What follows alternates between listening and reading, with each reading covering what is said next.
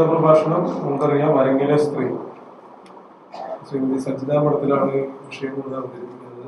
നേരത്തെ സൂചിപ്പിച്ചു, അഭിനേത്രിയും അതുപോലെ തന്നെ കേരള സാഹിത്യ അക്കാദമിയുടെയും സംഗീത അക്കാദമിയുടെയും അവാർഡിന് അർഹയായിരുന്ന ശ്രീ സജിത മഠത്തിലെ അരങ്ങിലെ സ്ത്രീ എന്ന വിഷയത്തെ അധികരിച്ച് സംസാരിക്കുന്നതിന് വേണ്ടി ഏറെ സ്നേഹത്തോടെ ക്ഷണിക്കുന്നു. എനിക്കറിയാം, എല്ലാവരും ഉച്ചയൂണൊക്കെ കഴിഞ്ഞ് കവിതയൊക്കെ കേട്ട് അത്യാവശ്യം ഉറക്കത്തിലൊക്കെ ഇരിക്കുമെന്നറിയാം. അതിൻ്റെ ഇടയ്ക്കാണ് ഞാനിനി അരങ്ങിനെ കുറിച്ച് സംസാരിക്കുന്നത്. ഈ അരങ്ങ് എന്നുള്ള അരങ്ങിനെ കുറിച്ച് സംസാരിക്കണം എന്ന് പറയുമ്പോഴേ അതൊരു കുറച്ചൊരു കോംപ്ലിക്കേറ്റഡ് ആയിട്ടുള്ളൊരു വിഷയമാണ്. അതായത് അരങ്ങ് എന്ന് പറയുമ്പം അരങ്ങിന്റെ ഏത് ഭാഷയെ കുറിച്ചാണ് പറയേണ്ടത്, ഏത് ലാംഗ്വേജിനെ കുറിച്ചാണ് നമ്മൾ പറയേണ്ടത്, രചിതപാഠത്തിനെ കുറിച്ചിട്ടാണോ പറയേണ്ടത്, അരങ്ങിൽ സംവിധായകൻ രൂപപ്പെടുത്തുന്ന ഒരു പെർഫോമൻസ് ടെക്സ്റ്റ് ഉണ്ട് അതിനെ കുറിച്ചിട്ടാണോ, അതോ നടീനടന്മാര് ക്രിയേറ്റ് ചെയ്യുന്ന വേറൊരു ടെക്സ്റ്റ് ഉണ്ട് അതിനെ കുറിച്ചിട്ടാണോ നമ്മൾ പറയേണ്ടത്, അതോ പ്രേക്ഷകരായിട്ടുള്ള നിങ്ങൾ കാണുന്ന ഒരു ടെക്സ്റ്റ് ഉണ്ട് അല്ലെ, നിങ്ങൾ മനസ്സിലാക്കുന്ന ഒരു ടെക്സ്റ്റ് ഉണ്ട് അതിനെ കുറിച്ചിട്ടാണോ പറയേണ്ടത് എന്ന കൺഫ്യൂഷൻസ് ഒക്കെ എനിക്ക് നിലനിൽക്കുന്നുണ്ട്. പക്ഷെ അതുകൊണ്ട് ഞാൻ വിചാരിച്ചു ഉള്ള സമയത്ത് സാഹിത്യ അക്കാദമി ആയതുകൊണ്ട് തീർച്ചയായിട്ടും എഴുത്തിനെ കുറിച്ചിട്ടായിരിക്കും പറയേണ്ടി വരിക എന്നുള്ളൊരു ധാരണയിലാണ് ഞാൻ സംസാരിച്ച് തുടങ്ങുന്നത്. അപ്പം ഇങ്ങനെ നിൽക്കുമ്പോഴൊരു പ്രശ്നം അറിയും. കേരളത്തില് ഒരു എഴുത്തുകാരി, പ്രത്യേകിച്ച് എഴുത്തുകാരികൾക്കൊന്നും വലിയ കുഴപ്പമില്ല, അവരൊക്കെ അത്യാവശ്യം എസ്റ്റാബ്ലിഷ്ഡ് ആണ്, അല്ലെങ്കിൽ അവർക്കൊക്കെ ഒരു സ്പേസ് ഉണ്ട് എന്നാണ് നമ്മൾ കരുതുന്നത്. ഇപ്പോൾ ഒരു കവിയത്രിയാണ് അല്ലെങ്കിൽ നോവലിസ്റ്റ് ആണ് എന്നൊക്കെ പറയുമ്പോൾ ഇത് ഞാൻ ഇപ്പുറത്ത് നിന്ന് നോക്കുന്നതോടും കൂടി തോന്നുന്നതായിരിക്കും. എനിക്ക് തോന്നുന്നുണ്ട് അവർക്കൊക്കെ കുറച്ചൊരു ഇമ്പോർട്ടൻസും അവർക്കൊക്കെ ഒരു സ്പേസും ഉണ്ട്. ശരിയാവണമെന്നില്ല, ചിലപ്പം അദ്ദേഹം ചിലപ്പോൾ അത് അങ്ങനെയല്ല എന്ന് പറയാൻ സാധ്യത എനിക്കറിയില്ല. പക്ഷെ ഒരു നാടക രചയിതാവ് എന്നുള്ളൊരു നിലയ്ക്ക് ഞാൻ എന്നെ നോക്കുന്ന സമയത്ത് എനിക്കത് പലയിടത്തും പോകുന്ന സമയത്ത് അതൊരു ഇവരാരാണ് ഇവിടെ വന്നിരിക്കുന്നത് നാടകമൊക്കെ എഴുതിയിട്ട് എന്നുള്ള മട്ടിലാണ് നാടക പ്രവർത്തകർ നമ്മളെ കാണുന്നുണ്ടാവുക. കാരണം നാടക പ്രവർത്തകർ ഒരിക്കലും നാടകരംഗത്ത് സ്ത്രീകൾ എഴുതുന്നതിനെ ഇപ്പോഴും ഗൗരവമായിട്ട് കാണുന്നില്ല. സത്യം പറഞ്ഞ സാഹിത്യ അക്കാദമി അവാർഡ് എനിക്ക് വലിയൊരു പാരയായിരുന്നു. സാഹിത്യ അക്കാദമി അവാർഡ് കിട്ടിയിട്ട് തെറിയോട് തെറിയായിരുന്നു, ഫേസ്ബുക്ക് മുഴുവൻ തെറിവിളികളായിരുന്നു. കാരണം ഇവർക്ക് ആർക്കാണ് അവാർഡ് കൊടുക്കുന്നത് എന്ന് പറഞ്ഞിട്ട്. അപ്പം ഇതാണ് ഇപ്പോഴും ഞങ്ങളുടെയൊക്കെ അവസ്ഥ എന്ന് പറയുന്നത്. അപ്പൊ ആ ഒരു എഴുത്തുകാരി, ആ രംഗത്ത് നിൽക്കുന്ന എഴുത്തുകാരി എന്നുള്ള നിലയ്ക്കാണ് ഞാൻ നിങ്ങളടുത്ത് സംസാരിക്കുന്നത്. അപ്പൊ അങ്ങനെ നോക്കുന്ന സമയത്ത് 2-3 കാര്യങ്ങൾ പറയേണ്ടി വരും. ഒന്നെന്താ വെച്ചാല് ഞാൻ എങ്ങനെയാണ് ഇത്രയും എന്താ പറയാ ഏലിനേറ്റഡ് ആയിട്ടുള്ള സ്പേസിലേക്ക് കയറി വന്നത് എന്നുള്ളതിനെ കുറിച്ച് ഞാൻ പറയണം. രണ്ടാമത് എനിക്ക് മുമ്പ് ആരൊക്കെ ഉണ്ടായിരുന്നു, അവര് വിസിബിൾ അല്ലാതെ ആയി പോയത് എന്തുകൊണ്ടാണ് എന്നതിനെ കുറിച്ച് പറയണം. ഇപ്പൊ എഴുതിക്കൊണ്ടിരിക്കുന്ന സ്ത്രീകളെ കുറിച്ച് പറയണം. ഇപ്പൊ രോഷിനിയൊക്കെ പ്രസന്റ് ചെയ്യുമ്പോൾ എനിക്ക് കവിതയെ കുറിച്ചിട്ടും അവരുടെ കണ്ടംപറീസ് ആയിട്ടുള്ളവരും അവർക്ക് മുമ്പേ ഉള്ള കവിയത്രികളെ കുറിച്ചിട്ടും ഒക്കെ സംസാരിക്കുമ്പോൾ എനിക്ക് കൊതി തോന്നുന്നുണ്ട്, എന്നായിരിക്കും ഞങ്ങളെപ്പോലെയുള്ള നാടക രചയിതാക്കളുടെ ടെക്സ്റ്റുകൾ എടുത്ത് അനലൈസ് ചെയ്ത് ആരെങ്കിലും ഞങ്ങളല്ലാതെ വേറെ ആരെങ്കിലും ഒരാൾ സംസാരിക്കുക എന്നതിനെ കുറിച്ചായിരുന്നു ഞാൻ ആലോചിച്ചുകൊണ്ടിരുന്നത്. കാരണം ഇന്ന് വരെ ഒരു പഠനം പോലും കേരളത്തിലെ നാടക രചയിതാക്കളായിട്ടുള്ള നാടകങ്ങളെ കുറിച്ചിട്ട് വന്നിട്ടില്ല, ഇതുവരെ വന്നിട്ടില്ല. അതൊരു ഇമ്പോർട്ടന്റ് ആയിട്ടുള്ളൊരു കാറ്റഗറി ആയിട്ട് പോലും ഇതുവരെ കൺസിഡർ ചെയ്തിട്ടില്ല. അപ്പൊ അങ്ങനെ കൺസിഡർ ചെയ്യപ്പെടാത്ത ഒരു സ്പേസിൽ നിന്നുകൊണ്ട് സംസാരിക്കാൻ ശ്രമിക്കുകയാണ് ഞാൻ ചെയ്യുന്നത്. ഞാൻ പലയിടത്തും പറഞ്ഞിട്ടുള്ളതാണ്, പക്ഷെ ഞാൻ ഒന്നുകൂടി പറയാം. നാടകം എഴുതുക എന്നുള്ളത് എൻ്റെ ഒരു താല്പര്യമേ ആയിരുന്നില്ല, അതായിരുന്നില്ല എൻ്റെ ഞാൻ ശാസ്ത്രാത്യ പരിഷത്തിലൂടെയൊക്കെ സ്ട്രീറ്റ് പ്ലേസിലൂടെയൊക്കെയാണ് നാടകം ചെയ്യാനും ഒക്കെ തുടങ്ങുന്നത്.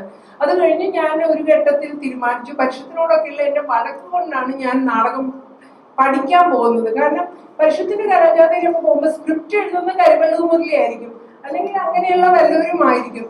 നമുക്കൊന്നും എഴുതാനോ അല്ലെങ്കിൽ ആ രംഗം നമുക്ക് അറിയില്ല എഴുതാൻ വേണ്ടിയിട്ട്, നമുക്ക് അതിനുള്ള സ്പേസ് ഒന്നും കിട്ടില്ല. അപ്പം അവര് ഒരു ഉയർത്തെഴുന്നേൽക്കുക സോദരി എന്നൊക്കെ പറഞ്ഞിട്ടുള്ള പാട്ടുകളൊക്കെ എഴുതി വെക്കും, നമ്മളൊക്കെ അഭിനയിക്കും. അപ്പൊ നമ്മളടുത്ത് പറയും അഭിനയിക്കാൻ വരണം, നമ്മൾ അഭിനയിക്കും. അല്ലെങ്കിൽ നമ്മളോട് പറയും അതിന്റെ എന്താ പറയാ സംഘടനാ പ്രവർത്തനം ചെയ്യണം പറയും, അത് ചെയ്യും. അല്ലാതെ ഇത് ഈ ഉയർത്തെഴുന്നേൽക്കുക സോദരി എന്ന് നമ്മളുടെ മനസ്സിൽ നിന്ന് വന്ന് നമ്മൾ എഴുതി ഉണ്ടാക്കിയ സാധനമല്ല നമ്മൾ ചെയ്യുന്നത്. അത് ഓൾറെഡി ആ ടെക്സ്റ്റ് ഒക്കെ എഴുതുന്നത് എന്തോ ഒരു വളരെ വളരെ മുകളിലുള്ള ഒരു കാര്യമായിട്ടാണ് നമ്മൾ കരുതുന്നത്. ഇതൊക്കെ നമുക്ക് ചെയ്യാൻ പറ്റുന്ന ഒരു കാര്യമായിട്ടേ കരുതുന്നില്ല ആ പ്രായത്തിലൊന്നും. അങ്ങനെയുള്ള അപ്പം പലപ്പോഴും നമുക്ക് പലതിനോട് അഭിപ്രായ വ്യത്യാസം ഉണ്ടാവും. അപ്പൊ നമ്മൾ പോയിട്ട് നമുക്ക് ഇപ്പൊ ഞാനൊരു വഴക്കടിച്ചാൽ അത് ആളുകൾ ശ്രദ്ധിക്കുമായിരിക്കും. അന്ന് ഒരു ധാരണയും ഉണ്ട് എന്ന് അവർ കരുതാത്ത ഒരു പെൺകുട്ടി പോയിട്ട് വഴക്കടിക്കുമ്പോൾ തീർച്ചയായിട്ടും അവർ വിചാരിക്കും ഒരു അഹങ്കാരിയായിട്ട് ഒരു പെൺകുട്ടി അല്ലെങ്കിൽ വഴക്കാളിയായിട്ട് ഒരു പെൺകുട്ടി എന്നേ കരുതുള്ളൂ. അപ്പൊ അതുകൊണ്ട് തന്നെ ആരും മൈൻഡില്ല. അങ്ങനെ ആ വഴക്കിന്റെ ഭാഗമായിട്ടാണ് കൽക്കട്ടയിൽ പോയിട്ട് നാടകം പഠിച്ചു കളയാമെന്ന് ഞാൻ തീരുമാനിക്കുന്നത്. പക്ഷെ ആ തീരുമാനം, അന്ന് ജോലിയൊക്കെ ഉപേക്ഷിച്ചിട്ടാണ് നാടകം പഠിക്കാൻ വേണ്ടി പോകുന്നത്. ആ തീരുമാനം എന്നെ ഹെൽപ്പ് ചെയ്തത് എങ്ങനെയാ വെച്ചാല്, ആ 2 വർഷം ഞാൻ MA ആക്ടിംഗ് ആണ് പഠിപ്പിക്കാൻ പോയത് രവീന്ദ്രഭാരതി യൂണിവേഴ്സിറ്റിയിൽ. ആ 2 വർഷം ഞാൻ ധാരാളം നാടകങ്ങൾ വായിച്ചു, അസലായിട്ട് വായിച്ചു. അവിടെ ലൈബ്രറി ഉണ്ട്, നാഷണൽ ലൈബ്രറി എന്നുള്ള ലൈബ്രറി ഉണ്ട്. എല്ലാ പുസ്തകങ്ങളും ലഭ്യമാണ്. നാടകമായിട്ട് ബന്ധപ്പെട്ട പുസ്തകങ്ങൾ വായിക്കാൻ പറ്റും. അതൊരു ഭയങ്കര ഹെക്ടിക് ടാസ്ക് ആയിരുന്നു. കാരണം പ്രൂവ് ചെയ്യുക എന്നുള്ളത്, ഈ പ്രൂവ് ചെയ്യാനുള്ള വ്യഗ്രത കൊണ്ടാണ് തിരിച്ചു വന്നിട്ട് നാടകങ്ങൾ ചെയ്യാനും ഇതിൽ നമ്മൾ എസ്റ്റാബ്ലിഷ് ചെയ്യാനുള്ള ശ്രമം നടത്തുന്നത്. നിങ്ങൾക്ക് എല്ലാവർക്കും അറിയാം, നമുക്ക് ആണുങ്ങളെക്കാട്ടും ഇരട്ടി പണിയെടുക്കണം ഒന്ന് പ്രൂവ് ചെയ്യണമെങ്കിൽ. അവര് വളരെ നോർമലായിട്ട് ചെയ്യുന്ന ഒരു കാര്യം പ്രൂവ് ചെയ്യപ്പെടുന്നുണ്ടെങ്കിൽ നമ്മൾ അതിൻ്റെ ഒരു 10 ഇരട്ടി എനർജി എടുത്താലേ നമുക്കൊന്ന് പ്രൂവ് ചെയ്യാൻ പറ്റുള്ളൂ നമ്മളെ ഏരിയയിൽ. അത് നിങ്ങൾക്ക് എല്ലാവർക്കും അറിയുന്ന കാര്യമാണ്. അതുപോലെയാണ്, ഭയങ്കര സ്ട്രഗിളാണ്. നാടകം ചെയ്യണം, നാടകം എഴുതണം എന്നുള്ള, പ്രൂവ് ചെയ്യണം എന്നുള്ളത് നമ്മുടെ സ്ട്രഗിളാണ്. ഞാൻ എൻ്റെ ഒരു വർക്കിന്റെ ഭാഗമായിട്ട് സൗത്ത് ആഫ്രിക്കയിൽ പോകുന്നതിന്റെ ഭാഗമായിട്ട് നാടകം എഴുതേണ്ട ആവശ്യം വന്നു. ഞാൻ അവിടെ ഒരു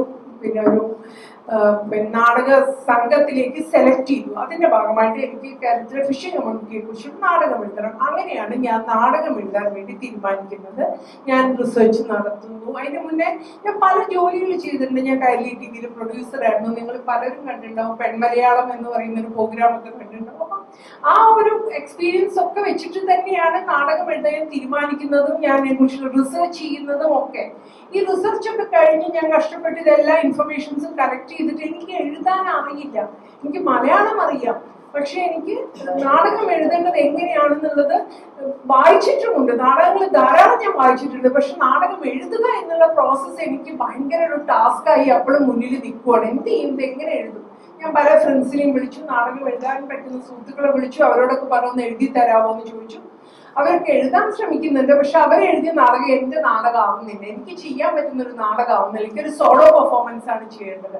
അവസാനം ഞാൻ തീരുമാനിച്ചത് ഞാൻ തന്നെ എഴുതി കളയാന്ന്. അങ്ങനെയാണ് ഞാൻ നാടകം. ഈ നാടകം എഴുതി കഴിഞ്ഞിട്ട്, നാടകം വളരെ കഷ്ടപ്പെട്ട് എഴുതുന്നു. ഞാനത് സൗത്ത് ആഫ്രിക്കയിൽ പോയി ചെയ്യുന്നു. സൗത്ത് ആഫ്രിക്കയിലെ 5-6 സ്ഥലങ്ങളിൽ ഞാൻ ആ നാടകം ചെയ്യുന്നുണ്ട്. ഇന്ത്യയിലെ പലയിടത്തും പോയി ഞാൻ ആ നാടകം ചെയ്യുന്നുണ്ട്. ഇതെല്ലാം കഴിഞ്ഞ് ഞാനൊരു അത്യാവശ്യം ഒരു നാടകരചയിതാവാണ് എന്നുള്ള വിശ്വാസത്തോടു കൂടി സംഗീത നാടക അക്കാദമിയുടെ മുന്നിൽ ഇങ്ങനെ നിൽക്കുകയാണ് ഞാൻ. അപ്പം ഒരു നാടക പ്രവർത്തകൻ വന്നിട്ട് ചോദിച്ചു, സരിത, പിന്നെ സരിക്ക് അത്യാവശ്യം അഭിനയിക്കാനൊക്കെ അറിയില്ലേ, പിന്നെ എന്തിനാണ് ഈ നാടകം, പറ്റാത്ത പണിക്ക് എന്തിനാണ് മോളെ നിൽക്കണത് എന്ന് ചോദിച്ചു. ഈ പറ്റാത്ത പണി എന്നുള്ളത് എന്നെ ട്രിഗർ ചെയ്തു, മനസ്സിലായില്ലേ? അത് നമ്മളെ ഭയങ്കര ഒരു അല്ലേ, ഭയങ്കര സങ്കടവും, ഇത് പറ്റുന്ന പണിയാണെന്ന് പ്രൂവ് ചെയ്യുക എന്നുള്ളത് നമ്മുടെ ആവശ്യമാണ്. അപ്പൊ അന്നത്തെ എന്റെ വിചാരം, കേരളത്തിൽ അന്ന് ശ്രീജ നാടകം എഴുതി തുടങ്ങിയിട്ടുണ്ട്, ഓരോരോ കാലത്തിൽ നിന്നുള്ള നാടകം എഴുതിയിട്ട്. സാറ ജോസഫ് മാനുഷിയുടെ വർക്കിന്റെ ഭാഗമായിട്ട് ഒരു നാടകം എഴുതിയിട്ട്. ഇത്രയൊക്കെ ഞങ്ങൾക്ക് പരിചയമുള്ളൂ. നാടകം എഴുതുന്ന സ്ത്രീകൾ എന്നുള്ള നിലയ്ക്ക് നമുക്ക് പരിചയമുള്ള ആളുകൾ ഇത്രയേ ഉള്ളൂ. അപ്പം ഈ ഒരു അടി ഉണ്ടല്ലോ, നമുക്ക് വല്ലാത്തൊരു അടിയായിരുന്നു. അപ്പൊ ഞാൻ തീരുമാനിച്ചു, ഇത് ശരിയാവില്ലല്ലോ, ഇത് നമുക്ക് എന്നാ പിന്നെ അത് കണ്ടുപിടിച്ചിട്ട് തന്നെ കാര്യം, ആരൊക്കെ ഇതിന്റെ മുന്നേ ചരിത്രത്തിൽ സ്ത്രീകൾ ഉണ്ടായിരുന്നു എന്നതിന്റെ അന്വേഷണമായി പിന്നീടുള്ള ഒരു 14 വർഷം. അതിന്റെ ഭാഗമായിട്ടാണ് മലയാള നാടക സ്ത്രീ ചരിത്രം എന്നുള്ള പുസ്തകം ഞാൻ എഴുതുന്നത്. കാരണം നമുക്ക് ചരിത്രം ഇല്ലെങ്കിൽ എളുപ്പമാണ് ആളുകൾക്ക് നമ്മളെ നിഷേധിക്കാൻ വേണ്ടിയിട്ട്. അങ്ങനെ നമ്മുടെ ചരിത്രം നമ്മൾ എഴുതാതെ വേറെ ആരും എഴുതില്ല എന്ന് മനസ്സിലായി. അപ്പൊ അതിന് നാടക രംഗത്ത് പ്രചരിച്ച സ്ത്രീകൾ ആരൊക്കെയാണെന്ന് പല റെഫറൻസുകളിൽ നിന്നും കണ്ടെത്താൻ ശ്രമിച്ചു, പല ആർക്കൈവുകളിൽ നിന്നും കണ്ടെത്താൻ ശ്രമിച്ചു. അങ്ങനെയാണ് 1890 കുട്ടി കുഞ്ഞു തങ്കച്ചി ഉണ്ടായിരുന്നു. അവര് നാടക അജ്ഞാതവാസം എന്ന് പറഞ്ഞ നാടകം എഴുതിയിട്ടുണ്ട്. അർജുനൻ എന്ന് പറഞ്ഞുള്ള നാടകം തോട്ടക്കാട് ഇക്കാവമ്മ എഴുതിയിട്ടുണ്ട് എന്നൊക്കെ പറഞ്ഞ് കുറെ നാടകങ്ങൾ നമ്മുടെ മുന്നിലേക്ക് ഇങ്ങനെ വരുന്നത്. കുറച്ചു കഴിയുമ്പോൾ മനസ്സിലായി മാധവിക്കുട്ടി നാടകം എഴുതിയിട്ടുണ്ട്, കെ സരസ്വതി അമ്മയും നാടകം എഴുതിയിട്ടുണ്ട്, ലീലാബായിയും നാടകം എഴുതിയിട്ടുണ്ട്. അങ്ങനെ അറിയപ്പെടുന്ന സ്ത്രീകളും നാടകം എഴുതിയിട്ടുണ്ട്. ഇപ്പം കണ്ടംപററീസ് ആയിട്ടുള്ള നമ്മുടെ തൊട്ട് മുകളിൽ ഉണ്ടായിരുന്ന സ്ത്രീകളും നാടകമൊക്കെ എഴുതിയിട്ടുണ്ട്. പക്ഷെ ഈ നാടകങ്ങളൊന്നും തന്നെ നാടകമായി അവര് തന്നെ പരിഗണിക്കുന്നില്ല. അപ്പൊ ഞാൻ രണ്ടാമത്തെ ഘട്ടം എന്നുള്ള നിലയ്ക്ക് അതെന്തുകൊണ്ടാണ് നമുക്ക് നാടകം എഴുതാൻ പറ്റാത്തത്? എന്തുകൊണ്ടാണ് നമ്മളുടെ ഇപ്പൊ കവിത നമുക്കൊരു പ്രയോറിറ്റിയാണ്. അത്യാവശ്യം ഭാഷ അറിയുന്ന അല്ലെങ്കിൽ ഒരു ടേസ്റ്റ് ഉള്ള ആളുകൾ ചിലപ്പോൾ ഒരു കവിത എഴുതി വരും, അല്ലെങ്കിൽ ഒരു കഥ ട്രൈ ചെയ്ത് നോക്കിയെന്ന് വരും. കാരണം നമ്മൾ കഥകൾ ധാരാളം ചെറിയ കുട്ടിയാകുമ്പോൾ മുതലേ വായിക്കുന്നുണ്ട് അല്ലെ. നോവൽ എഴുതാൻ ചിലപ്പോൾ നമ്മളൊന്ന് ട്രൈ ചെയ്ത് വരും. എനിക്കറിയാം എത്രയോ ഫ്രണ്ട്സ് ഞാൻ നോവൽ എഴുതാൻ തീരുമാനിച്ചിട്ടുണ്ട് കേട്ടോ എന്നൊക്കെ പറയുന്ന എത്രയോ ഫ്രണ്ട്സ് ഉണ്ട്. കംപ്ലീറ്റ് ആവില്ല എന്നുള്ള വേറെ കാര്യം. പക്ഷെ നോവൽ എഴുതാൻ ശ്രമിക്കുകയെങ്കിലും ചെയ്യും. അങ്ങനെ ചെയ്യുന്ന കുറെ പേരുണ്ട്. ഇങ്ങനെ പക്ഷെ നാടകം എഴുതാൻ ശ്രമിച്ചു നോക്കിക്കളയാം എന്ന് തീരുമാനിച്ചിട്ട് നിങ്ങൾ എത്ര പേര് അത് ട്രൈ ചെയ്തിട്ടുണ്ട്? ഒന്ന് വെറുതെ ഒന്ന് ട്രൈ ചെയ്ത് നോക്കി. ഒരാളുണ്ടാവും സമാധാനമായി. ഓക്കെ 3, 4, 5. ഓക്കെ, എന്നാലും ചെറിയൊരു ഒരു 10% പോലും ഇല്ല അല്ലെ. എന്നാലും 10%. അതിന് കാരണം എന്താണ് എന്നുള്ളതാണ് ഞാൻ അടുത്ത് നോക്കിയത്. അതിന് കാരണം എന്താ വെച്ചാല് നമ്മളെ ചെറുപ്പത്തില് കണ്ടിട്ടാണ് നമ്മൾ ഓരോ കാര്യത്തിലേക്കും കേറുന്നത്. എങ്ങനെയാ? കണ്ടിട്ടാണ്. ഇപ്പൊ എന്റെ വീടിന്റെ അടുത്തൊരു വായനശാല ഉണ്ടെന്ന് വെക്കാം. വായനശാല സാധാരണഗതിയിൽ എങ്ങനെയായിരിക്കും നമുക്കറിയാം. അല്ലെ, വായനശാല കലാസമിതി നിങ്ങൾക്കറിയാം. കലാസമിതി കേരളത്തിൽ പലയിടത്തായി നിങ്ങളൊക്കെ നമ്മുടെയൊക്കെ പ്രായത്തിലുള്ള പല സ്ത്രീകളും കണ്ടിട്ടുണ്ടോ കലാസമിതി. അത് നമുക്കൊരു അപ്രാപ്യമായ ഒരു ഏരിയ ആയിരിക്കും. കാരണം ഒരു കോണിയിലോ കയറി ഇങ്ങനെ മുകളിലോട്ട് പോകേണ്ടി വരും. മരത്തിന്റെ കോണിയായിരിക്കും. അതിന്റെ മുകളിൽ എത്തിക്കഴിഞ്ഞിട്ടുണ്ടെങ്കിൽ ഭയങ്കര സിഗരറ്റിന്റെയും ബീഡിയുടെയും ഒരു പുക ഇങ്ങനെ വരുന്നുണ്ടാവും അല്ലെ. അവിടെ കുറെ ആണുങ്ങൾ, താടിയൊക്കെയുള്ള ആണുങ്ങളുണ്ടാവും, താടിയില്ലാത്ത ആണുങ്ങളുണ്ടാവും, പരക്കാൻ കുടിച്ചവരുണ്ടാവും, കള്ളുകുടിക്കാത്തവരുണ്ടാവും. ഇവരെല്ലാം ഇരുന്ന് ഭയങ്കര ചർച്ച, നാടകം ചെയ്യണമോ വേണ്ടയോ, നടിയെ കൊണ്ടുവരണ്ടയോ എന്നതിനെ കുറിച്ച് ഭയങ്കര താത്വികമായുള്ള ചർച്ചകൾ, ചുപ്പിടായ ചർച്ചകളായിരിക്കും യഥാർത്ഥത്തിൽ. പക്ഷെ അന്ന് നമ്മൾ വിചാരിക്കുന്നത് അവർക്ക് ഭയങ്കര ചർച്ചകളാണെന്നാണല്ലോ നമ്മൾ വിചാരിക്കുന്നത്. ഇങ്ങനെയുള്ള സ്ഥലത്തേക്ക് നമ്മളെ വീട്ടിൽ നിന്ന് ആരെങ്കിലും വിടുമോ? ഇല്ലല്ലോ. നമുക്ക് സ്വയം കയറി പോവാൻ പറ്റുമോ? ഇല്ലല്ലോ. അതുകൊണ്ട് തന്നെ നാടകം ചെയ്ത് പഠിക്കാനോ കാണാനോ നമുക്ക് എവിടെ അവസരം ഉണ്ടായിട്ടുള്ളത്? ഈ എല്ലാ കലാരൂപങ്ങളും അത്രയേ ഉള്ളൂ. ചെയ്ത് പഠിക്കുവാണ്, കണ്ട് പഠിക്കുവാണ്. ഇപ്പൊ ഷോർട്ട് ഫിലിംസ് ഒക്കെ തന്നെ ആൺകുട്ടികളെല്ലാം മിടുക്കരായിട്ട് ചെയ്യുന്നതിന് കാരണം എന്താണ്? അവർക്ക് അതിന്റെ പുറകെ ഓടിപ്പോകാനുള്ള അവസരങ്ങളുണ്ട്. നമുക്ക് എത്ര അവസരമുണ്ട് അങ്ങനെ പോകാൻ വേണ്ടിയിട്ട്? നമുക്ക് അവസരങ്ങൾ കുറവാണ്. അങ്ങനെ പോകാൻ പറ്റുന്ന പെൺകുട്ടികളൊക്കെ മിടുക്കരായിട്ട് സിനിമയും നാടകവും ഒക്കെ ചെയ്യുന്നുണ്ട്. അപ്പം അങ്ങനെ പോവാൻ പറ്റാത്തത് കൊണ്ടാണ് സ്ത്രീകൾക്ക് നാടകം എഴുതാൻ പറ്റാതെ ആയത് എന്ന് എനിക്ക് മനസ്സിലായി. വായിച്ചത് കൊണ്ട് മാത്രം കാര്യമില്ല. കാരണം നാടകം എഴുതുന്നത് അരങ്ങിന് വേണ്ടിയിട്ടാണ്. ആ അരങ്ങിന് വേണ്ടി എഴുതുമ്പോ അത് വിഷ്വലൈസ് ചെയ്യാൻ നമുക്ക് പറ്റണം. അതേപോലെ തന്നെ നമ്മൾ എഴുതുന്ന സാധനം സംവിധായകനുണ്ട്, അത് ചെയ്യാൻ ഒരു സംവിധായകനുണ്ട് എന്ന് നമുക്ക് ഉറപ്പുണ്ടാവണം. അതിന് നമുക്ക് നടീനടന്മാര് നമ്മളോടൊപ്പം നിൽക്കുമെന്ന് നമുക്ക് ഉറപ്പ് വേണം. അതിനൊരു അരങ്ങുണ്ട് എന്ന് ഉറപ്പുവരുത്താൻ പറ്റണം. അതിനൊരു പ്രേക്ഷകരുണ്ട് എന്നുള്ളത് ഉറപ്പുവരുത്താം. ഇങ്ങനെ പല പല കാര്യങ്ങളുണ്ട് നാടകത്തിന്. ഇതൊക്കെ ഭയങ്കര തോന്നലല്ലേ? അതിനെക്കാളും നല്ലതല്ലേ ഒരു കവിത എഴുതുന്നതും കഥ എഴുതുന്നതും നോവൽ എഴുതുന്നതിനെ പറ്റി ആലോചിക്കുന്നതും ഒക്കെ? സ്വപ്നങ്ങളും കണ്ടുകൂടെ നമുക്ക് അല്ലെ? അപ്പൊ അതുകൊണ്ട് ആരും നാടകം എഴുതില്ല. പക്ഷെ നാടകം എഴുതാൻ തുടങ്ങി സ്ത്രീകൾ എപ്പോഴറിയോ?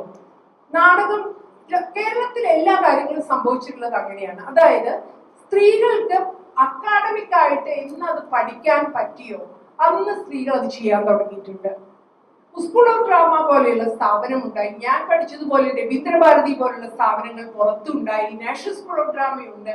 ഇവിടെയൊക്കെ കഷ്ടപ്പെട്ട് വഴക്കടിച്ച് അതുവരെ പോയിട്ടാണ് നമ്മളെല്ലാവരും ചെയ്തത്. എനിക്കറിയാം, ഞാൻ നാടകം പഠിക്കാൻ വേണ്ടിയിട്ട് കൽക്കട്ടയ്ക്ക് പോകുന്ന സമയത്ത് ഒരു മരിച്ച വീടാണ്. ഇതെന്തോ കുഴപ്പം സംഭവിക്കാൻ പോകുന്നത്. എന്തെല്ലാം വിഷയങ്ങൾ പഠിക്കാനുണ്ട് കുട്ടികൾക്ക് അല്ലെ. അത്യാവശ്യം മെഡിക്കലായിട്ടൊക്കെ പഠിക്കുമെങ്കിൽ അതൊക്കെ അല്ലെ എന്തൊക്കെ പഠിക്കാനുണ്ട്. ഈ നാടകം പഠിക്കാൻ വേണ്ടി കൽക്കട്ട വരെ തന്നെ പോകുമോ എന്നുള്ളതേ നമ്മളെ വീട്ടിലുള്ളവർ എത്ര പ്രോഗ്രസീവ് ആയിട്ടുള്ള ആൾക്കാരായാലും ചിന്തിക്കുള്ളൂ. അതൊക്കെ ഒരു മോശം കാര്യം തന്നെയാണ് നമ്മളെ സംബന്ധിച്ചിടത്തോളം. അങ്ങനെ പോയ കുറെ സ്ത്രീകളുണ്ട് നമ്മളെ മുന്നില്. അങ്ങനെ സ്ത്രീകൾ കഷ്ടപ്പെട്ട് പോയപ്പം അവരവിടെ വെച്ച് കുറെ നാടകങ്ങൾ ചെയ്യാൻ തുടങ്ങി, നാടകങ്ങൾ കാണാൻ തുടങ്ങി. അപ്പൊ ഒന്ന് എഴുതി നോക്കാൻ തുടങ്ങി. അങ്ങനെ എഴുതി നോക്കിയ ഒരു നാടകവുമായിട്ട് ഞാൻ ഇങ്ങനെ സന്തോഷമായിട്ട് നിൽക്കുമ്പോഴാണ് എൻ്റെ അടുത്ത് നിങ്ങളൊക്കെ എന്തിനാ നാടകം എഴുതുന്നത്, അഭിനയിച്ചാൽ പോരെ, അത്യാവശ്യം അഭിനയിക്കില്ലേ എന്ന് ചോദിക്കുന്നത്. മനസ്സിലായില്ലേ? അങ്ങനെ ഞങ്ങൾ നാടകം എഴുതാൻ അറിയുന്ന, നാടകം കണ്ടാൽ മനസ്സിലാവുന്ന, അത് എങ്ങനെ ചെയ്യണം എന്ന് മനസ്സിലാവുന്ന ഒരു ടീം കുറച്ച് സ്ത്രീകൾ ഉണ്ടായി. അവരെ എഴുതിയ നാടകങ്ങളാണ് 1980-കൾക്ക് ശേഷം കേരളത്തിൽ നിങ്ങൾ കാണുന്നത് അല്ലെങ്കിൽ വായിക്കുന്നത്. വളരെ കുറച്ചു പേരെ ഇപ്പോഴും, വലിയ എണ്ണം, 5 പേരോ 6 പേരോ കൺസിസ്റ്റന്റ് ആയിട്ട് എഴുതുന്ന, നാടകം എഴുതുന്ന. ഇപ്പൊ ഞാൻ ഇന്ന് ശാന്തകുമാറിന്റെ, നിങ്ങൾക്ക് വലിയൊരു പങ്ക് പേർക്കും അറിയാം, നാടക പ്രവർത്തകനായിരുന്ന മരിച്ചു പോയിട്ടുള്ള നമ്മുടെ പ്രിയപ്പെട്ട ശാന്തന്റെ നാടകങ്ങളെ കുറിച്ചിട്ട് സംസാരിക്കാൻ അവിടെ പോയിട്ട് സംസാരിക്കാൻ പോയി. അപ്പൊ ഞാൻ ചോദിക്കും, ശാന്തൻ എത്ര നാടകം എഴുതിയിട്ടുണ്ടാവും? 100ഓളം നാടകം എഴുതിയിട്ടുണ്ടാവും. ഓൾമോസ്റ്റ് ഞങ്ങൾ ഒരേ പ്രായമായിരിക്കും, അല്ലെങ്കിൽ എന്നെ കുറച്ച് മൂത്തതായിരിക്കും ശാന്തൻ. ഞാൻ എഴുതിയിട്ടുള്ളത് 8 നാടകമാണ് ഇതുവരെ. ശാന്തൻ വളരെ ക്രിയേറ്റീവ് ആയതുകൊണ്ടാണ് 100 നാടകം എഴുതിയെന്ന് നമ്മൾ സമ്മതിച്ചു കൊടുത്താൽ പോലും എനിക്കൊരു 10 നാടകമെങ്കിലും എഴുതാമായിരുന്നല്ലോ. ഈ 10 നാടകം പോലും എനിക്ക് എഴുതാൻ പറ്റാത്ത എന്തുകൊണ്ടാ? എനിക്കൊരു നാടക സംഘമില്ല എൻ്റെ കൂടെ. ഒരു സംഘത്തിനോടൊപ്പം നിൽക്കുമ്പോൾ മാത്രമേ നമുക്ക് നാടകങ്ങൾ എഴുതണം എന്നുള്ള തോന്നൽ തന്നെ ഉണ്ടാവുള്ളൂ. അപ്പൊ ശ്രീജയ്ക്കും രാജരാജേശ്വരിക്കും നാടകങ്ങൾ എഴുതാൻ ഭാഗ്യത്തിന് പറ്റുന്നത് അവരുടെ കൂടെ നാടക സംഘമുള്ളത് കൊണ്ടാണ്. അതിനൊരു സ്പേസ് വേണം, അതിനൊരു കൂട്ടായ്മ വേണം. അപ്പൊ അതുകൊണ്ട് നാടകം ഇപ്പോഴും സ്ത്രീകളെ സംബന്ധിച്ചിടത്തോളം ഒരു ഏലിനേറ്റഡ് ആയിട്ടുള്ള ഒരു സംഗതി തന്നെയാണ്. അതിൽ 1890-കൾ മുതൽ തന്നെ സ്ത്രീകൾ ഇടപെടാൻ തുടങ്ങിയെങ്കിലും അതിന്റെ എണ്ണം ഇപ്പോഴും കുറവാണ്. അതായത് 3000 എന്ന് നമ്മൾ ആണുങ്ങളുടെ നാടകം എടുക്കുമ്പോൾ 20 എന്ന് സ്ത്രീകളുടെ നാടകം പറയേണ്ടി വരും.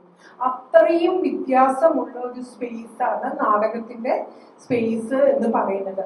ഇനി ഇതിന്റെ അകത്ത് സ്ത്രീകൾ എഴുതുന്ന രചനകളുടെ പ്രത്യേകത എന്താണ് എന്നുള്ളത് കൂടി നമുക്ക് നോക്കണം. അതായത് ഇപ്പം ധാരാളം നാടകങ്ങളെ എനിക്കറിയില്ല എത്ര പേര് നാടകങ്ങൾ വായിക്കാറുണ്ട്. ആരെങ്കിലും വായിക്കാറുണ്ട്? സത്യസന്ധമായിട്ട് പറയും. താങ്ക് യു കുറച്ചു പേരൊക്കെ വായിക്കുന്നുണ്ട്. നാടകം അഭിനയിക്കുന്ന ആൾക്കാരുണ്ട്, നാടകം എഴുതിയിട്ടുണ്ട്. Very good.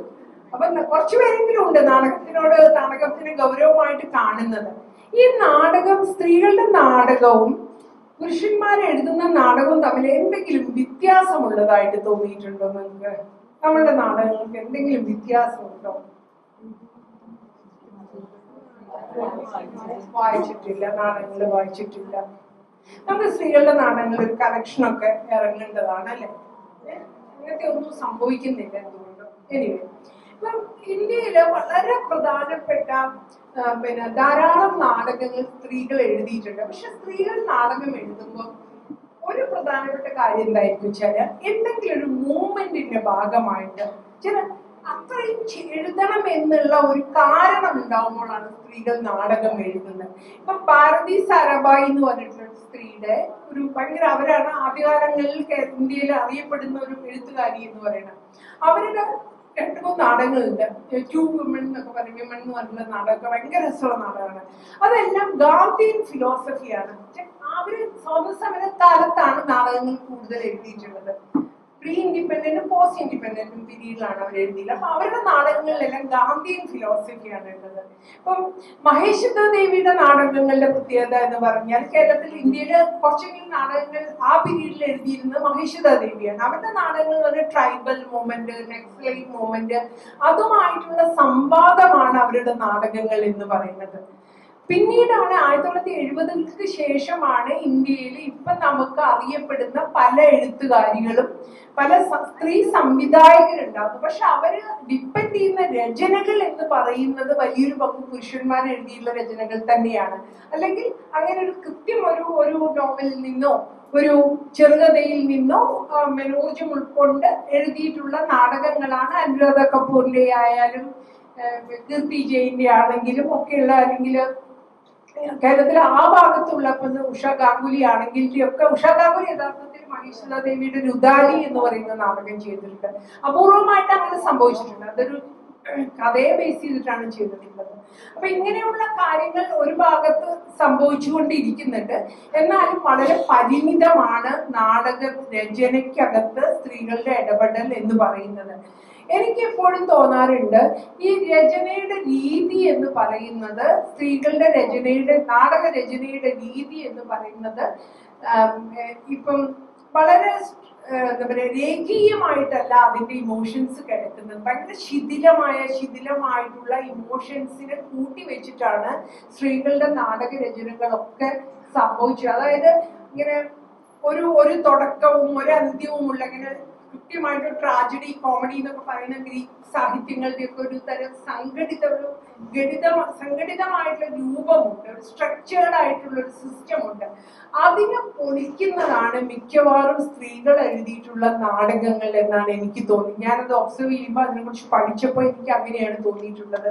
പല പഠനങ്ങളും അതുപോലെ വന്നിട്ടുമുണ്ട്. ചില സ്ത്രീകൾ രചനകളുടെ പ്രത്യേകതയായിട്ട് പറയുന്നത് അതാണ്. കാരണം നമ്മുടെ രചനകളുടെ, നമ്മുടെ ചിന്തകളുടെ ഒരു എക്സ്റ്റൻഷൻ ആണല്ലോ നാടകങ്ങൾ എന്ന് പറയുന്നത്. അപ്പൊ ആ നാടകങ്ങളുടെ സ്വഭാവത്തിൽ ഈ ഒരു തരം സുഘടിതമല്ലാത്ത രീതികളാണ് നമ്മൾ ഉപയോഗിക്കാറ്. അപ്പം ഞാൻ എഴുതിയിട്ടുള്ള നാടകങ്ങളെ വെച്ചിട്ടാണ് എനിക്ക് അത് കുറച്ചുകൂടി നിങ്ങളുടെ അടുത്ത് പറയാൻ വേണ്ടിയിട്ട് എളുപ്പമായിട്ടുള്ളത്. അപ്പൊ അടുത്ത ഇതിലേക്ക് കടന്ന് നടികളെ കുറിച്ച് പറയുന്നതിന് മുമ്പ് ഞാൻ എഴുതിയിട്ടുള്ള ചക്കി ചങ്കരൻ ഒരു ഫാമിലി റിയാലിറ്റി ഷോ എന്ന് പറയുന്ന നാടകത്തിലെ ഒരു ചെറിയൊരു പീസ് വായിക്കാം. അപ്പൊ അത് വായിക്കുന്നതിന് മുന്നേ ഞാൻ നിങ്ങളുടെ അടുത്ത് അതിനെ കുറിച്ചുള്ള ഒരു സ്റ്റോറി പറയാം. അതായത് ഇതൊരു റിയാലിറ്റി ഷോന്റെ രൂപത്തിൽ ഞാൻ പെൺമലയാളമൊക്കെ ചെയ്ത് കഴിഞ്ഞ് കുറച്ചു കാലം കഴിഞ്ഞതിന് ശേഷം എഴുതിയ നാടകമായതുകൊണ്ട് എൻ്റെ മനസ്സിലെ ഒരു വിഷ്വൽ പാറ്റേൺ എന്ന് പറയുന്നത് ടെലിവിഷൻ ഷോസ് ആണ്. അന്ന് യഥാർത്ഥത്തിൽ ഇതുപോലെ റിയാലിറ്റി ഷോസ് ഒന്നും വന്നിട്ടില്ല. പക്ഷെ ഞാനത് റിയാലിറ്റി ഷോന്റെ സ്വഭാവത്തിൽ എഴുതാൻ വേണ്ടി ശ്രമിച്ചതാണ്. ഒരു റിയാലിറ്റി ഷോ നടക്കുകയാണ്. ആ റിയാലിറ്റി ഷോയിൽ പല ആളുകൾ വന്നു പോകും. ഒരമ്മയും മകളും വന്നു പോകുന്നുണ്ട്. അത് സാധാരണ അപ്പം റിയാലിറ്റി ഷോക്കാര് ഒരു മ്യൂസിക് ഒക്കെ ഫിക്സ് ചെയ്തിട്ടുണ്ട്. അമ്മയും മകളും എന്ന് പറയുമ്പോഴത്തേക്ക് അവരെന്ത് ചെയ്യും, ഓമനത്തിങ്കൾക്കിടാവോ എന്ന് പറഞ്ഞിട്ട് ടിപ്പിക്കൽ മ്യൂസിക് ഒക്കെ വെക്കും. പക്ഷെ യഥാർത്ഥത്തില് ഈ അമ്മയും മോളും എന്ന് പറഞ്ഞാൽ സാധാരണ അമ്മയും മോളും അല്ല, വേറൊരു തരം അമ്മയും മോളുമാണ്. ഇതില് അമ്മ വളരെ പ്രോഗ്രസീവ് ആയിട്ടൊരു അമ്മയാണ്. മകള് പ്രോഗ്രസീവ് ആവാൻ ശ്രമിക്കുക, അതിന്റെ അകത്ത് പണിയെടുക്കുകയൊക്കെ ചെയ്യുന്നതാണ്. പക്ഷെ അവള് ഭയങ്കര കൺഫ്യൂസ്ഡ് ആയിട്ടൊരു അമ്മയും മകളുമാണ്. അങ്ങനെയുള്ള കുറെ കഥാപാത്രങ്ങളുടെ എല്ലാം സെപ്പറേറ്റ് ആയിട്ടുള്ള, ഒന്നിനും ഒരു തുടക്കവും ഒരു അവസാനവും ഉള്ളതല്ല. പക്ഷെ ഓരോന്നും അതിൻ്റെതായ അർത്ഥത്തിൽ പൂർണ്ണതയുണ്ട് താനും. അപ്പൊ ഞാൻ ഇപ്പൊ വായിക്കാൻ പോകുന്നത് ഈ നമ്മൾക്ക് ജീവിതത്തിൽ നമുക്ക് എല്ലാവർക്കും കുറെ പുരുഷ സുഹൃത്തുക്കളുണ്ട് അല്ലെ? വളരെ അടുപ്പമുള്ള, നമുക്ക് നമ്മളുടെ പല കാര്യങ്ങളും നമ്മൾ സംസാരിക്കാറുള്ള, നമുക്ക് ധൈര്യം തരുന്ന കുറെ പുരുഷ സുഹൃത്തുക്കൾ നമുക്ക് എല്ലാവർക്കും ഉണ്ട്. അങ്ങനെയുള്ള 3 പുരുഷ സുഹൃത്തുക്കൾ, നമ്മളൊക്കെ ആയിട്ട് കണക്റ്റഡ് ആയിട്ടുള്ള 3 പുരുഷ സുഹൃത്തുക്കൾ ഒന്നിച്ചിരുന്ന് സംസാരിക്കുകയാണ്. അപ്പം ആ സംസാരിക്കുന്നതിന് തൊട്ട് മുമ്പ് ആങ്കർ പറയും എന്താണ് ചെയ്യേണ്ടത് എന്നുള്ളത് ആങ്കർ പറയും. അപ്പൊ ഇവര് റിയാലിറ്റി ഷോ, ഞങ്ങളൊക്കെ ടെലിവിഷനിൽ വർക്ക് ചെയ്യുമ്പോൾ എങ്ങനെ വെച്ചാൽ ഒരു പ്രോഗ്രാം കഴിഞ്ഞു, അത് കട്ട് ചെയ്തു, അടുത്തതിനുള്ള സെറ്റ് ഇടണം. സെറ്റ് പെട്ടെന്ന് ഇട്ട് എല്ലാം ക്രിയേറ്റ് ചെയ്ത് എന്നിട്ടാണ് നമ്മൾ അടുത്തയിലേക്ക് പോവാം. അങ്ങനെ സെറ്റ് ഇടുന്നതിന് വേണ്ടിയിട്ട് നമ്മുടെ അവതാരക പറയുവാണ്. അപ്പൊ അത് മുതലാണ് ഞാൻ വായിക്കുന്നത്. നിങ്ങൾക്ക് എവിടെയാ ബോറടിക്കണമെന്ന് പറഞ്ഞാൽ അപ്പം എടുത്ത് പറഞ്ഞു ബോറടിക്കുക, അറിയൊരു കൈ ഉയർത്തിയാൽ മതി, അപ്പം ഞാൻ നിർത്തും കേട്ടോ. ഞങ്ങൾക്ക് വെച്ചാൽ ഈ നാടകക്കാരുടെ പ്രശ്നം ചെയ്യാൻ നമുക്ക് നമ്മളെ നാടകങ്ങളൊക്കെ വായിക്കുന്നൊക്കെ ഭയങ്കര സന്തോഷമാണ്. കാരണം വേറെ എവിടെയും പോയിട്ട് നമുക്ക് വായിക്കാൻ പറ്റില്ല, ഇങ്ങനെയല്ലേ അവസരം കിട്ടുള്ളൂ. അതുകൊണ്ടാണ് തെറ്റിദ്ധരിക്കരുത്. അപ്പം ഇതില് ഇതുപോലെ പരസ്യവാചകങ്ങളൊക്കെ കഴിഞ്ഞു. സാധാരണ പരസ്യങ്ങളൊക്കെ ഉണ്ടാവും, അതുപോലെ പരസ്യവാചകമുണ്ട്. കൺഫ്യൂഷനോ തീരുമാനമെടുക്കാൻ പ്രയാസമോ എന്നൊക്കെ തുടങ്ങിയിട്ടുള്ള ഡയലോഗുകളോ വരികളൊക്കെയുള്ള പാട്ടുകളൊക്കെയാണ് ടെലിവിഷനിൽ പോയിക്കൊണ്ടിരിക്കുന്നത്. അത് കഴിഞ്ഞിട്ട് അവതാരക കൂടെയുള്ള വർക്ക് ചെയ്യുന്ന ആൾക്കാരോട് അവതാരക പറയാണ്, കൃഷ്ണ അറിയാലോ, ഇനി ആണുങ്ങളുടെ കൂട്ടായ്മയാണ് നമുക്ക് ഷൂട്ട് ചെയ്യാനുള്ളത്. അപ്പൊ കൃഷ്ണ അവരുടെ കള്ളുകൂടി പാർട്ടിയാണോ ചേച്ചി? അപ്പം അവതാരക കൂടുന്നു എന്ന് പറഞ്ഞാൽ പിന്നെ മറ്റെന്താണടാ, കൂടല്ലേ അവര്? അപ്പം കൃഷ്ണയും മറ്റു നടിമാരും ചിരിക്കുന്നു. അവതാരക മദ്യക്കുപ്പികൾ മേശപ്പുറത്ത് വയ്ക്കൂ, സിഗരറ്റ് കുറ്റിയും തീപ്പെട്ടിക്കോലും ഒരു കവറിൽ ശേഖരിച്ചു വെച്ചിട്ടുണ്ട്, അതൊക്കെ എടുത്ത് അവിടെ വൃത്തികേടാക്കിയിടും. കൃഷ്ണ അല്പം അവിടെ എവിടെയൊക്കെ ആയിട്ട് വെതറിയിടുന്നു. നടി 1 ഗൗരവം അഭിനയിച്ചുകൊണ്ട്, നീ എന്താ ഈ ചെയ്യുന്നത്? ഇത് ആണുങ്ങളുടെ മുറിയാണ്, നീ തരങ്ങും വരങ്ങും അത് വാരിയിട്ടേ. അപ്പം നടി സ്വഗതം പോലെ, കുറച്ച് മുഷിഞ്ഞ അടിവസ്ത്രം കിട്ടിയിരുന്നുവെങ്കിൽ കിട്ടിയിരുന്നെങ്കിൽ കളിമണ്ണ് ഇവിടെയൊക്കെ ഒന്ന് തൂക്കിയിടായിരുന്നു, റിയാലിറ്റി ഇഫക്റ്റ് കിട്ടിയേ. അപ്പം എല്ലാവരും പൊട്ടിച്ചിരിക്കുന്നു. അവതാരക പെൺകുട്ടികളെ പതുക്കെ ചിരിക്കും, നിങ്ങൾക്കറിയാലോ ഒരു അടക്കമോ ദുഃഖമോ ഒക്കെ ഇല്ലാതെ പോയാൽ ശരിയാവില്ല കേട്ടോ. അപ്പം അവർ വീണ്ടും ചിരിക്കുന്നു. അവതാരക പരസ്യം കഴിയുന്ന മുറയ്ക്ക് നമുക്ക് ആരംഭിക്കാം. അങ്ങനെ പരസ്യം നിന്നു പോകുന്നു. അപ്പൊ നിൽക്കുന്നു, വെളിച്ചം അവതാരകയുടെ നേരേക്ക് വരുന്നു. അപ്പൊ അവതാരക ധൃതി, യെസ്, ആൺ സൗഹൃദങ്ങളില്ലാതെ സ്ത്രീകൾ നമുക്കിടയിൽ കുറവാണ്. അവർ നമ്മുടെ ജീവിതത്തോട് ചേർന്ന് നിൽക്കുന്നവരാണ്. നമ്മുടെ കൂടെ പഠിച്ചവർ, ഭർത്താക്കന്മാരുടെ കൂട്ടുകാർ, സഹപ്രവർത്തകർ, അവരില്ലാതെ നമ്മുടെ ജീവിതം എങ്ങനെ പൂർണ്ണമാകും? ഇത് അവതാരക പറയുന്നു. അപ്പം ഒരു ബോബ് മർലിയുടെ റോക്ക് മ്യൂസിക് വരുന്നു. സ്ക്രീനിൽ ഗൗരവമേറിയ രാഷ്ട്രീയ സ്ക്രീനൊക്കെ വേണം നമുക്ക്, രാഷ്ട്രീയ ചർച്ചകളൊക്കെ നടക്കുന്നു. ആണുങ്ങൾ എന്ന് പറയുമ്പോൾ നമുക്ക് അതിനനുസരിച്ചൊരു ഒരു ഒരു ബാക്ക്ഗ്രൗണ്ട് ഒക്കെ സെറ്റ് ചെയ്യണ്ടേ. അപ്പൊ സോറി കേട്ടോ, ജന്മം ബുദ്ധിമുട്ടാവില്ലല്ലോ. രാഷ്ട്രീയ ചർച്ചകളൊക്കെ നടക്കുന്നു, ന്യൂസ്, സമരമുഖം, ആർട്ട് ഫിലിമിലെ വിഷ്വലുകൾ കാണാം. ഇങ്ങനെയൊക്കെയുള്ള കാര്യങ്ങൾ നടക്കുമ്പോൾ 45-നും 55-നും വയസ്സുള്ള 3 ചേട്ടന്മാരിരുന്ന് കുപ്പി തുറക്കുന്നു, ഒഴിക്കുന്നു തുടങ്ങിയ പ്രവൃത്തികളിൽ ഏർപ്പെട്ടുകൊണ്ടിരിക്കുന്നു. അപ്പൊ ധാരാളം സ്ത്രീകൾ സുഹൃത്തുക്കളായുള്ളവരാണ് ഇവര്. പുരുഷന്മാരിൽ ഒന്നാമൻ അല്പം മിതവാദിയാണ്. രണ്ടാമനും മൂന്നാമനും പരസ്പരം വഴക്കിടുന്നതിൽ ആനന്ദം കണ്ടെത്തുന്നവരാണ്. ഇതാണ് അതിന്റെ ക്യാരക്ടറൈസേഷൻ. ഒരാൾ മിതവാദിയാണ്, ഒന്നാമത്തെ ആൾ. അപ്പൊ ഒന്നാമൻ മദ്യമെടുത്ത് സോഫയിൽ ചെന്നിരുന്നുകൊണ്ട് വിഷമത്തോടെ, ഒന്നും കൂടാൻ പറ്റുന്നില്ലാന്നേ, അവളുടെ വിചാരം എനിക്ക് മാറാരോഗമാണെന്നാണ്. 100 കള്ളം പറഞ്ഞിട്ടാണ് ഞാൻ വീട്ടിൽ നിന്ന് പുറത്തേക്ക് ഇറങ്ങുന്നത്. അപ്പൊ രണ്ടാമൻ പരിഹരിച്ചുകൊണ്ട്, പിന്നെ നീ അവളോട് പറഞ്ഞിട്ടല്ലേ എല്ലാ കാര്യവും ചെയ്യുന്നത്, എന്നെ കൊണ്ടൊന്നും പറയിപ്പിക്കണ്ട. എടാ എന്നെ നോക്ക്, ഞാൻ വിവാഹിതനാണോ? അതെ. ഒറ്റയ്ക്കാണോ? അതും അതെ. അവർക്കും സന്തോഷം, എനിക്കും സന്തോഷം.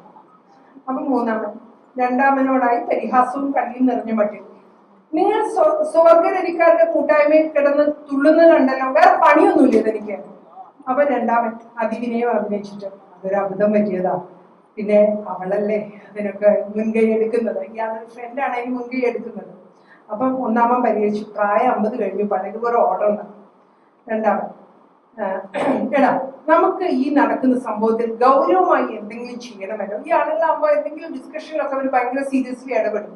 അപ്പൊ അതുപോലെ ഒരു ഡിസ്കഷൻ നടക്കുക, എന്തോ ഒരു സംഭവം നടക്കണം.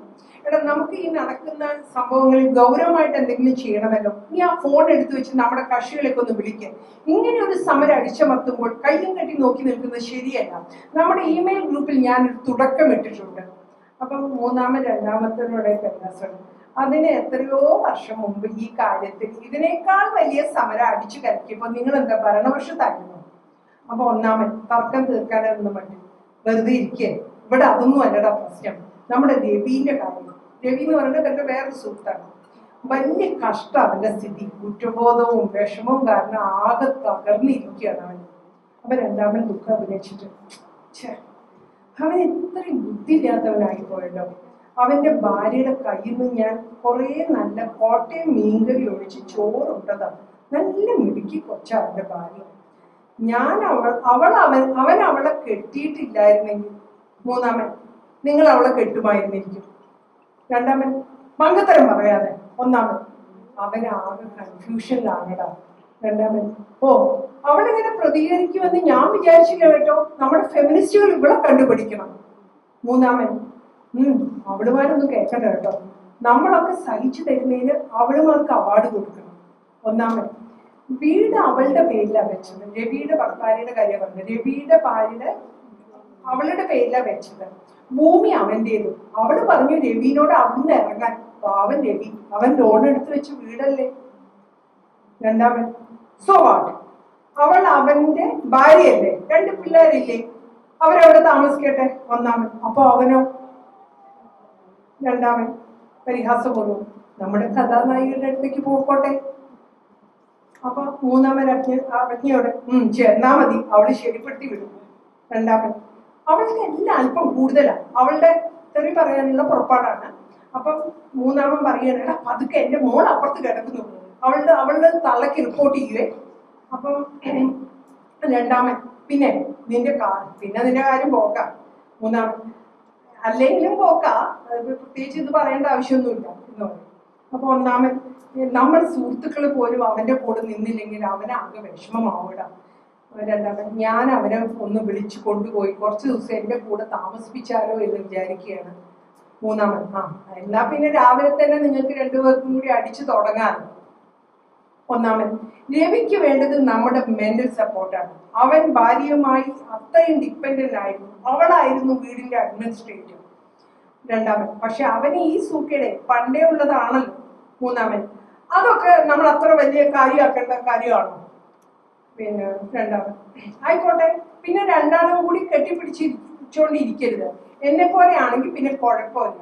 മൂന്നാമൻ അതിനെപ്പറ്റി ആർക്കാ അറിയാത്തത്? നിങ്ങളെ സഹിച്ച് അവൾ ഒരു നയത്തിൽ എങ്ങനെ അങ്ങ് തീരുമാനിച്ചു. അവൾ ഒറ്റയ്ക്ക് ജീവിക്കാൻ കെൽപ്പുള്ളതിനാൽ നിങ്ങൾ അത് സൗകര്യമായി അങ്ങ് എടുത്തു, അത്ര തന്നെ. രണ്ടാമന് വീണ്ടും ദേഷ്യം വരുന്നു.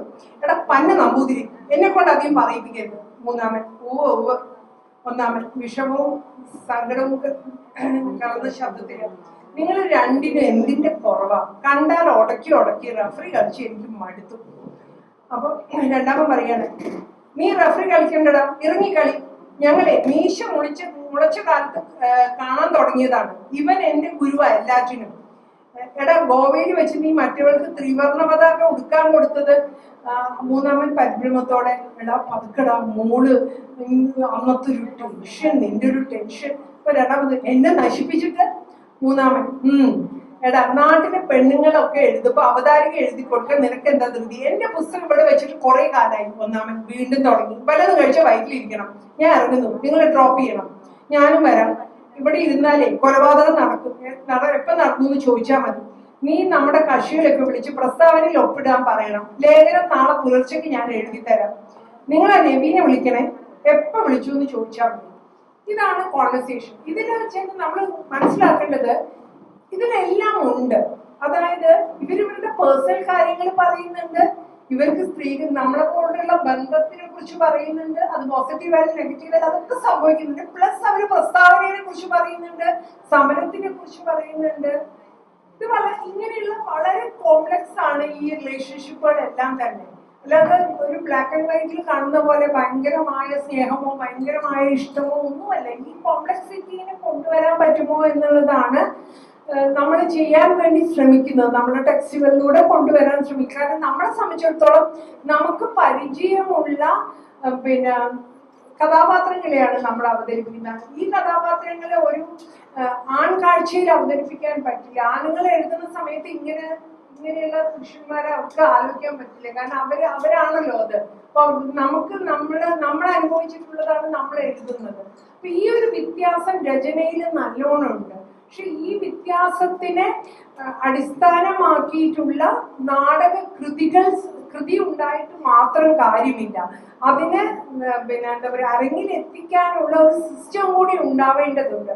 അത് യഥാർത്ഥത്തിൽ കേരളത്തിൽ ഇതുവരെ ഉണ്ടായി വന്നിട്ടില്ല. അത് സ്വന്തമായ നാടക സംഘങ്ങൾ ഉണ്ടെങ്കിൽ മാത്രമേ അതൊക്കെ ഒരു പരിധി വരെ സംഭവിക്കുള്ളൂ. പിന്നെ ഞാനൊക്കെ വല്ലപ്പോഴും നാടകം ചെയ്യുന്നത് എന്റെ തന്നെ ഇനീഷ്യേറ്റീവില് നാടകങ്ങൾ ചെയ്യാൻ വേണ്ടി നമ്മുടെ നാടക സംഘങ്ങളെ കണ്ടുപിടിച്ച് സംസാരിച്ച് അങ്ങനെയാണ് നാടകങ്ങൾ സംഭവിച്ചത്. ഇപ്പൊ കാളി നാടകം എന്നുള്ള നാടകം സംഭവിച്ചത് കേരളത്തിലെ ഒരു പ്രധാനപ്പെട്ട ഡയറക്ടറുമായി സംസാരിച്ച് അവരുടെ നാടക സംഘത്തെ ഉപയോഗിച്ച് ഈ നാടകം ചെയ്യാമോ എന്ന് ചോദിച്ച് ഞാനും അതിൽ അഭിനയിക്കാം എന്ന് ഓഫർ ചെയ്ത് അങ്ങനെയാണ് നാടകങ്ങൾ സംഭവിക്കുന്നത്.